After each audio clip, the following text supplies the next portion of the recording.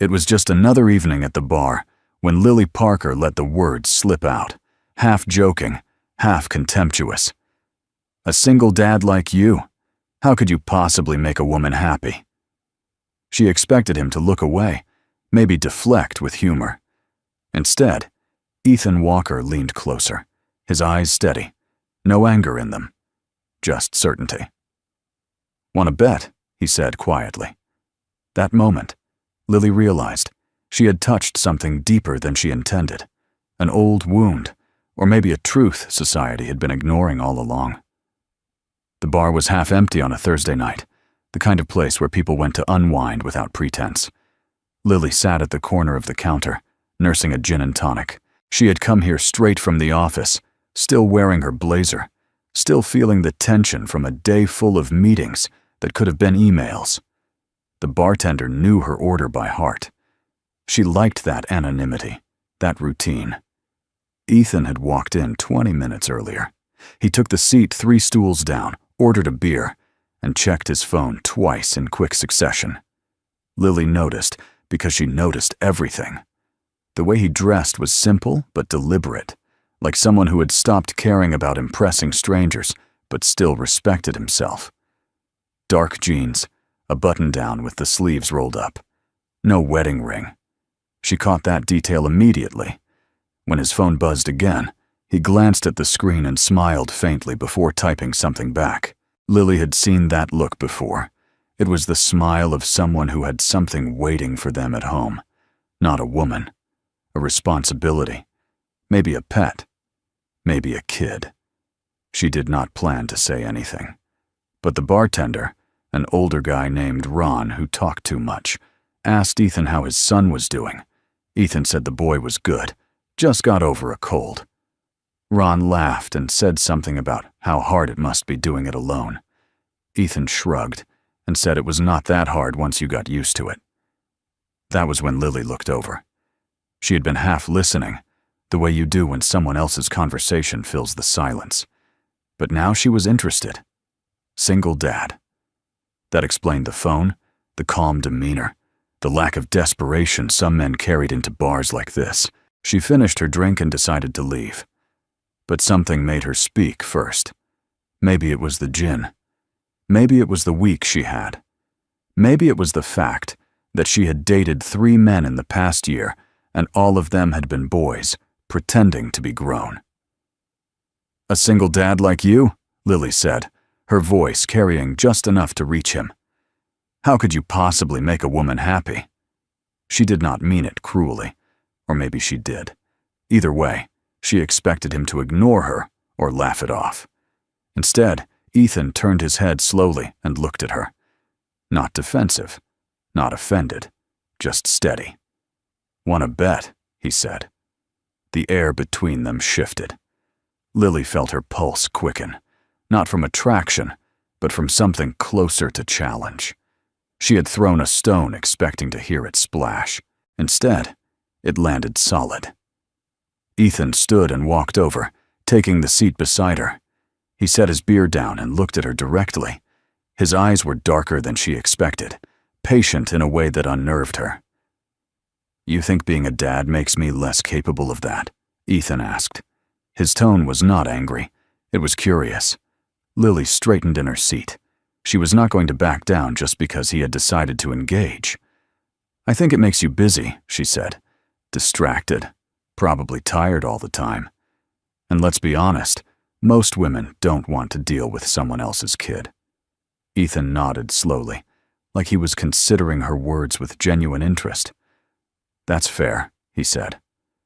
"Some women don't. But that's not the same thing as me not being able to make someone happy." Lily tilted her head. She was waiting for him to defend himself, to list his qualities like men always did when their egos got bruised. But he did not. "You assume happiness is about availability," Ethan continued. "Like if I'm not free every night, if I have responsibilities, then I can't give enough. But that's not how it works." "Then how does it work?" Lily asked, more curious now than combative. Ethan took a sip of his beer before answering. He seemed to be choosing his words carefully, not because he was unsure, but because he wanted them to matter. Happiness isn't about how much time you give someone, he said. It's about the quality of that time. It's about showing up when it counts. It's about not running when things get complicated. Lily felt something shift inside her, a discomfort she was not ready to name. She had built her life around independence, around not needing anyone. And men, in her experience, were either too clingy or too distant. There was no middle ground. "Sounds like you've given this a lot of thought," she said, her voice softer now. Ethan smiled faintly. "I've had to." Ron refilled Lily's glass without asking. She thanked him quietly and took a sip, buying herself a moment to think. She had started this conversation as a passing jab, a way to confirm what she already believed, but now she was in it, and Ethan was not playing the role she expected.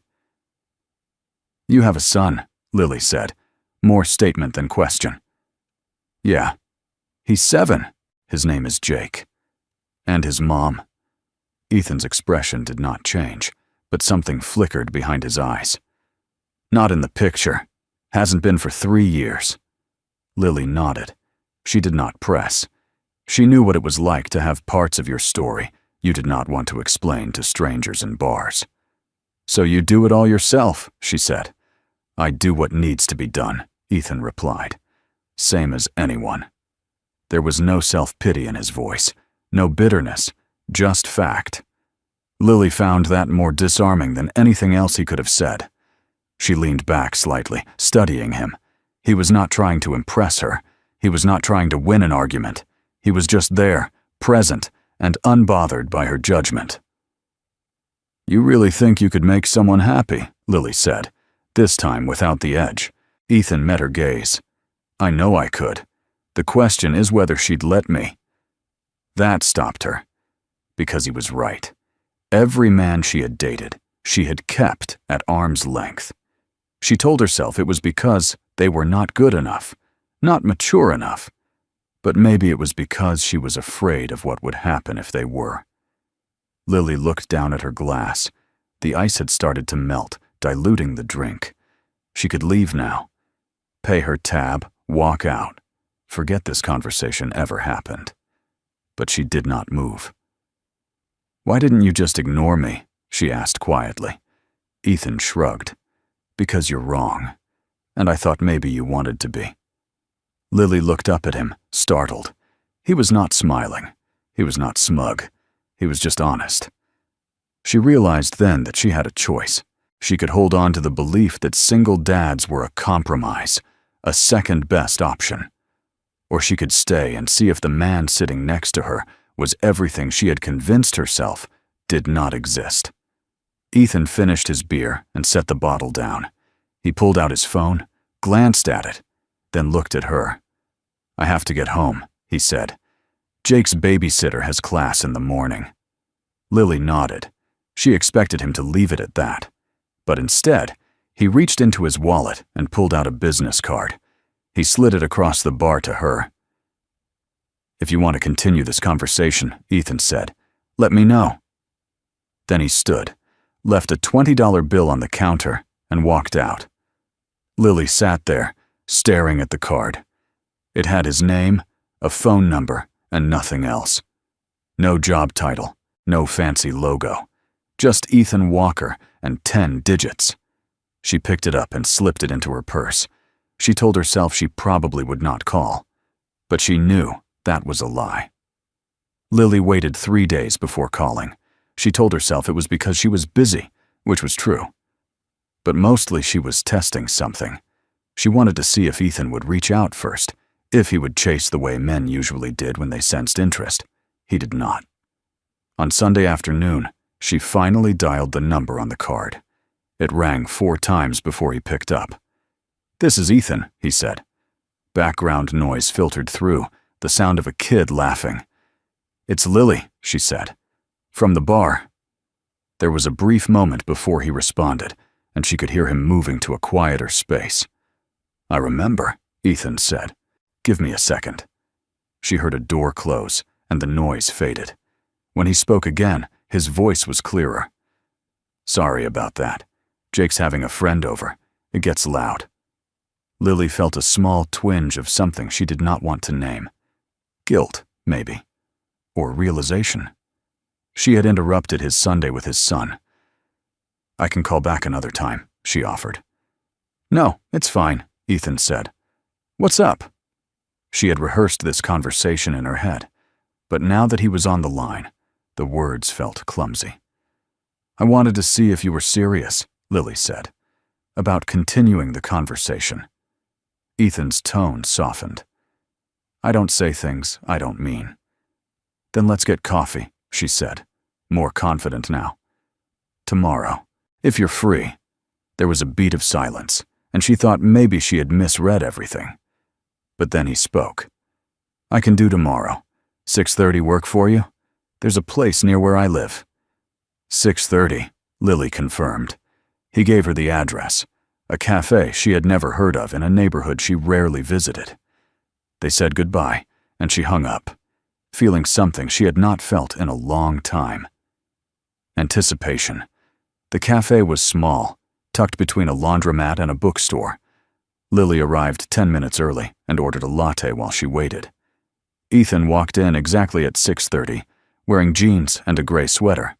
He looked more relaxed than he had at the bar, less guarded. He ordered black coffee and sat across from her. For a moment, neither of them spoke. Lily realized she had built this meeting up in her head, turned it into something bigger than it needed to be. "Thanks for coming," Ethan said, breaking the silence. "Thanks for not standing me up," Lily replied, half joking. Ethan smiled. "That's not really my style." They talked for an hour. Lily asked him about his work. He was a project manager for a construction company, managing timelines and crews. It was steady work, nothing glamorous, but he seemed content with it. He asked about her job. She worked in marketing, handling campaigns for mid-sized brands. She liked the creative side but hated the office politics. What surprised her was how easily the conversation flowed. Ethan did not dominate the space, but he did not fade into the background either.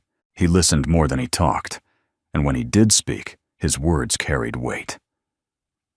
At some point, the conversation shifted to Jake.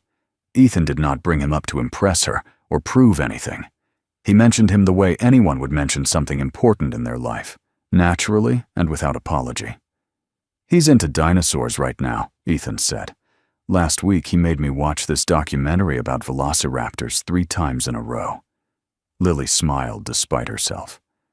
"Sounds exhausting." "It is," Ethan admitted. "But he's happy. That's what matters." There it was again. That straightforwardness. Lily had expected him to downplay the difficulty, to pretend being a single parent was easy. But he did not. He just accepted it. "Do you ever regret it?" Lily asked, the question slipping out before she could stop it. "Taking on all of that alone?" Ethan looked at her, his expression unreadable for a moment. Then he shook his head. "No," he said simply. "I regret how things ended with his mom. I regret that Jake doesn't have her around. But I don't regret him. Not for a second." Lily felt something crack open inside her. She had been so sure that men like Ethan were weighed down by their circumstances, that they carried resentment beneath the surface. But he did not.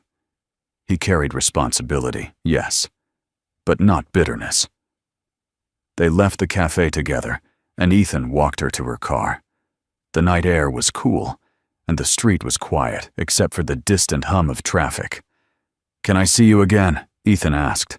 Lily looked at him, standing there with his hands in his pockets, waiting for her answer without expectation. "Yeah," she said. "I'd like that." Over the next 2 weeks, they saw each other 4 more times, twice for coffee, once for dinner at a quiet Italian place where the pasta was better than the ambiance, and once Ethan invited her to a park where he was taking Jake to play soccer. Lily almost said no to that one. Meeting the kid felt like crossing a line she wasn't ready for, but Ethan had been casual about it. No pressure, just an invitation. So she went. Jake was smaller than she expected, all energy and wild curls.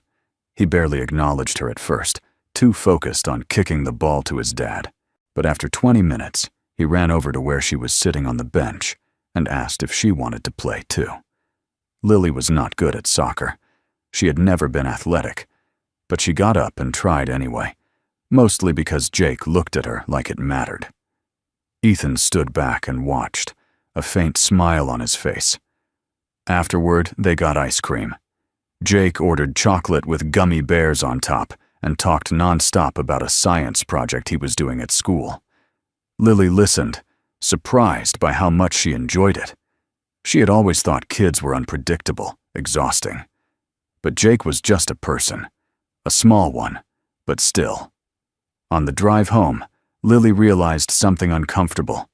She was starting to care, not just about Ethan, but about the whole picture, and that terrified her. The following week, Ethan called her on a Wednesday night. She could hear the strain in his voice before he even said what was wrong.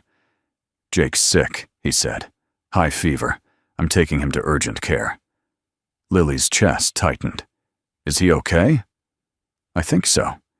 But I need to cancel tomorrow. I'm sorry." "Don't apologize," Lily said quickly. "Just take care of him." "I will," Ethan said. "I'll call you when I know more." He did not call that night, or the next day.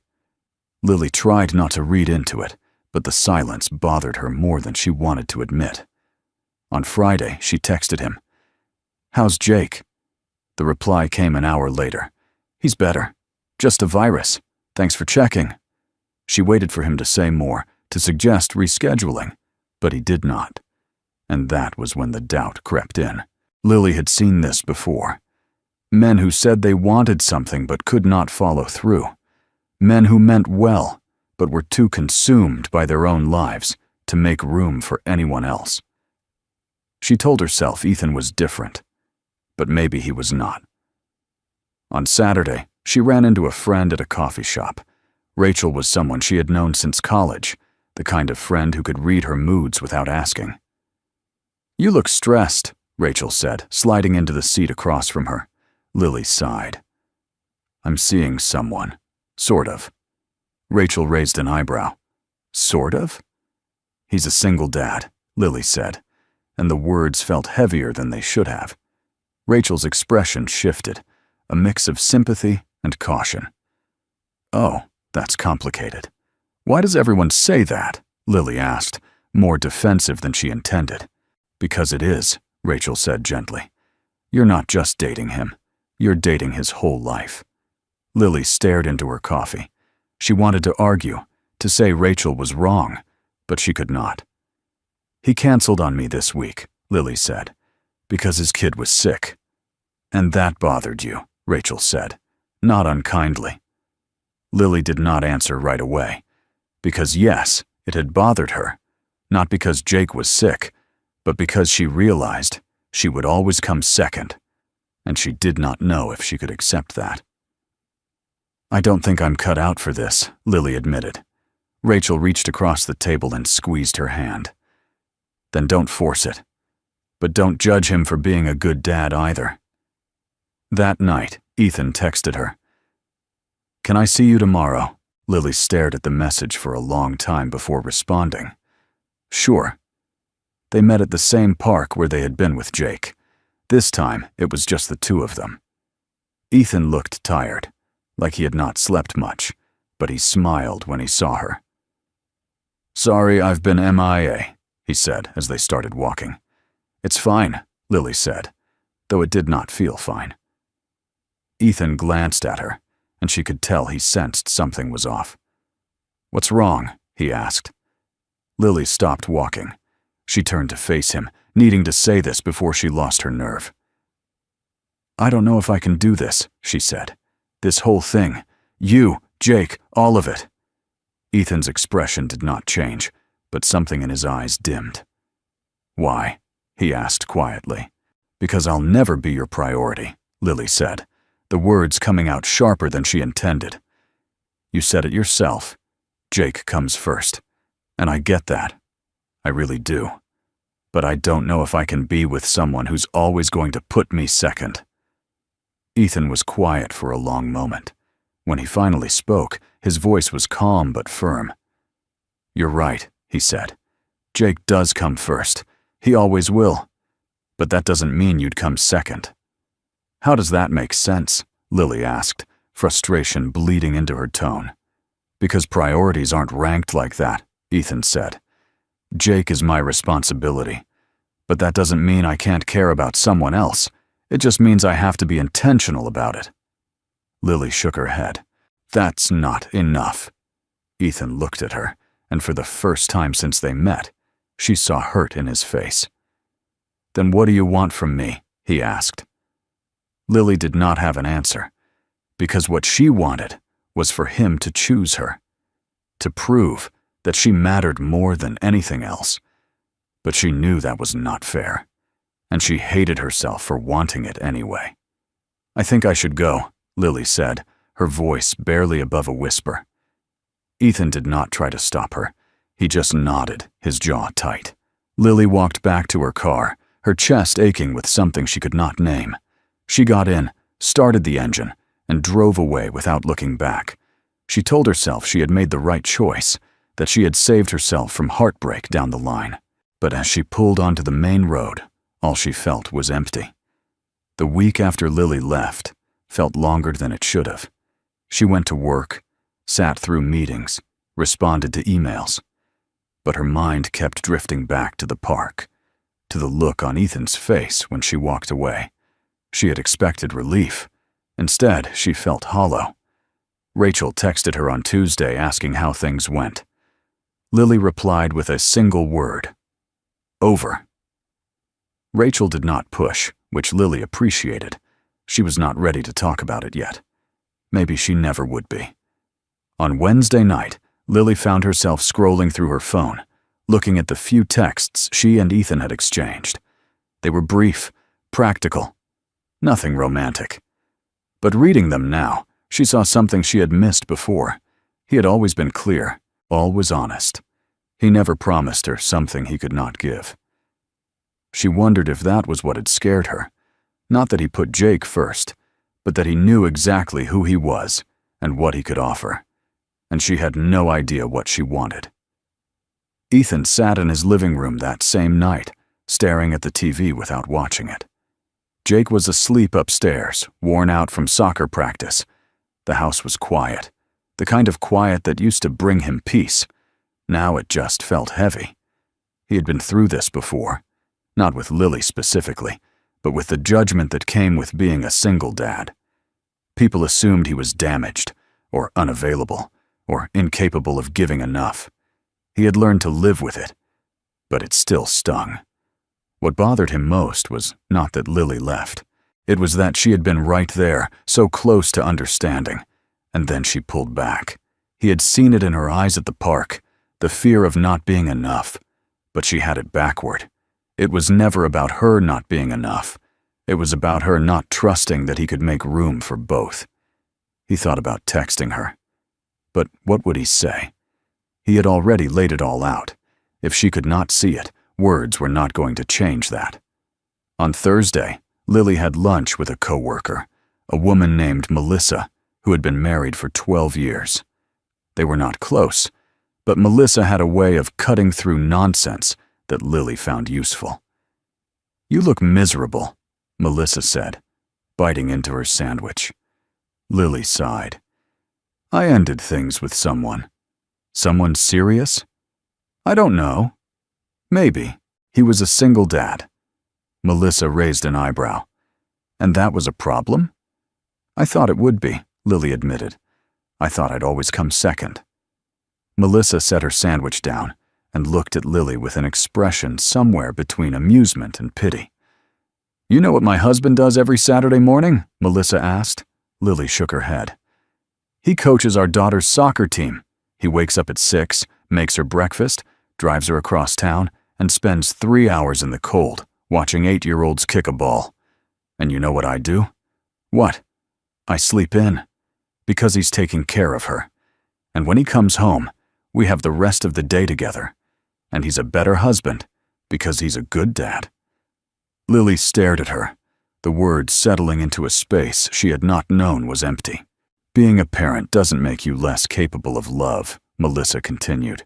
It makes you more intentional about it.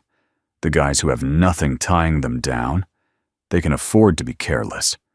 But a man who has responsibilities and still shows up for you, that's someone who knows what commitment looks like. Lily felt something shift inside her, a realization she had been avoiding. She had been so focused on what Ethan could not give her that she missed what he could. Stability. Honesty. A love that was not built on impulse, but on choice. That night, Lily sat at her kitchen table with a glass of wine she did not drink. She thought about all the men she had dated before Ethan, the ones who were charming but unreliable, the ones who said all the right things but disappeared when it mattered. She had told herself she wanted passion, excitement, but what she really wanted was someone who would not leave. And she had walked away from the only man who proved he knew how to stay. On Saturday morning, Lily drove to the park. She did not know if Ethan would be there, but she remembered him saying he took Jake every weekend. She parked near the soccer field and walked until she saw them. Jake was running after the ball, his small legs moving faster than they should. Ethan stood on the sideline, hands in his jacket pockets, watching with a quiet focus. When Jake scored, Ethan clapped and called out encouragement. The boy turned and grinned, proud and breathless. Lily stood at a distance, not wanting to interrupt, but Ethan must have sensed her presence because he turned his head and saw her. For a moment, neither of them moved. Then he said something to Jake and walked over. He stopped a few feet away, his expression guarded, but not cold. "Hey," he said. "Hey," Lily replied. They stood there in the cold morning air, the sound of kids shouting and parents cheering filling the space between them. "I was wrong," Lily said, before she could lose her nerve. Ethan did not respond right away. He just looked at her, waiting. "I thought you putting Jake first meant I didn't matter," Lily continued. "But that's not what you were saying. You were just being honest about what your life looks like. And I couldn't handle that because I've spent so long avoiding anything real." Ethan's expression softened, but he did not make it easy for her. "So what changed?" he asked. "I realized I was looking for the wrong things," Lily said. "I wanted someone who would drop everything for me. But that's not love. That's ego." Ethan crossed his arms, not defensively, just thoughtfully. "I can't promise you I'll always be available," he said. "I can't promise Jake won't get sick or need me at the worst possible time. But I can promise that if you're with me, you'll matter. Not in some vague, hypothetical way. In a real one." Lily felt her throat tighten. She nodded, not trusting herself to speak. "I don't need you to choose me over Jake," she said quietly. "I just need to know there's room for both." Ethan held her gaze, and something passed between them, an understanding. "There is," he said. Jake ran over then, out of breath and covered in grass stains. "Dad, did you see that goal?" he asked, bouncing on his heels. Ethan smiled down at him. "I did. That was a good one." Jake noticed Lily and tilted his head. "Hi." "Hi," Lily said, crouching down to his level. That was impressive. Jake beamed. Then he looked at his dad. "Can we get donuts after?" Ethan glanced at Lily, a question in his eyes. She nodded. "Yeah," Ethan said. "We can get donuts." They walked to the car together, the three of them. It wasn't perfect. It was not a fairy tale. But it felt right in a way Lily had not expected. At the donut shop, Jake ordered chocolate with sprinkles and talked nonstop about the game. Ethan listened, asking questions and laughing at the right moments. Lily watched them, realizing this was what she had been afraid of. Not being left out, but being let in. When Jake went to the bathroom, Ethan looked at her across the table. "You don't have to figure this all out right now," he said. "We can take it slow." Lily smiled, a real one this time. "I'd like that." Ethan reached across the table and took her hand. His grip was steady, warm. She held on, and for the first time in a long time, she did not feel the need to let go. Later that afternoon, after they dropped Jake off at a friend's house for a playdate, Ethan and Lily sat in his car outside her apartment. The engine was off, and the silence between them was comfortable now. "I need to say something," Ethan said. Lily turned to look at him. "Making someone happy isn't about grand gestures," he said. "It's about showing up. It's about being someone they can count on. And yeah, I have responsibilities. But that doesn't make me less capable of loving you. It just means I know what love actually costs." Lily felt tears prick at the corners of her eyes, but she blinked them back. "I'm sorry I didn't see that before," she said. Ethan shook his head. "You see it now. That's what matters." They sat there a little longer, neither of them in a hurry to leave. And when Lily finally got out of the car, she did not feel the weight of uncertainty anymore. She felt something lighter, something like hope. She had walked into that bar weeks ago with assumptions about single dads, about men with baggage, about what it meant to be someone's priority. And Ethan had challenged all of it, not with arguments, but with presence. She did not know where this would go, but she knew she wanted to find out. And that was enough.